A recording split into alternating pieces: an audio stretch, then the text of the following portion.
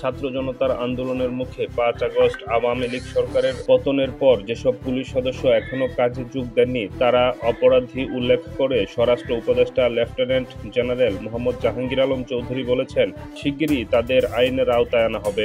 মঙ্গলবার সচিবালয়ে স্বরাষ্ট্র মন্ত্রণালয়ের সভাকক্ষে আইনশৃঙ্খলা কমিটির সভা শেষে সাংবাদিকদের এক প্রশ্নের জবাবে তিনি একথা বলেন। স্বরাষ্ট্র উপদেষ্টা বলেন, সরকার আনসার, পুলিশ ও বিজিবি নিয়োগের সিদ্ধান্ত নিয়েছে। ২-১ দিনের মধ্যেই সাব ইন্সপেক্টর নিয়োগের বিজ্ঞপ্তি দেওয়া হবে। রিফর্মের কাজটা তো আমি করতেছি না, একটা তো আলাদা কমিটি করে দেওয়া হয়েছে। ওই কমিটি কাজটা শুরু করবে। ওই কমিটি রিফর্মের তারা একটা আমাদের কাছে রিপোর্ট দিবে, ওই রিপোর্টের উপরে বেস ক্রিয়েশন রিফর্মটা হবে। এখন পর্যন্ত তো কমিটি তো রিফর্মের আমাদের তো কাজ তো দেয় নাই এখনও।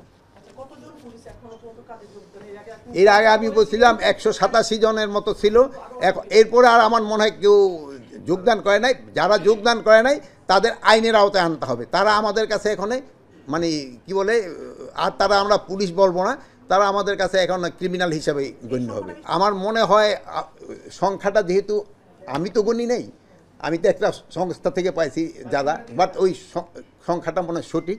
প্লাস আমরা পুলিশ নূতন, শুধু পুলিশ না, পুলিশ নূতন নিয়োগ আমরা অলরেডি কনস্টেবলদের নিয়োগের জন্য অলরেডি অ্যাডভার্টাইজ করে দিছি।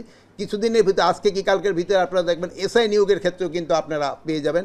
আমরা আনসারের ক্ষেত্রেও নতুন নিয়োগের ব্যবস্থা করতেছি এবং বিজিবির ক্ষেত্রেও আমরা নতুন নিয়োগের ব্যবস্থা করতেছি। সংখ্যাটা তো আমি এই মুহূর্তে আপনারা বলতে পারবো না সংখ্যাটা কত।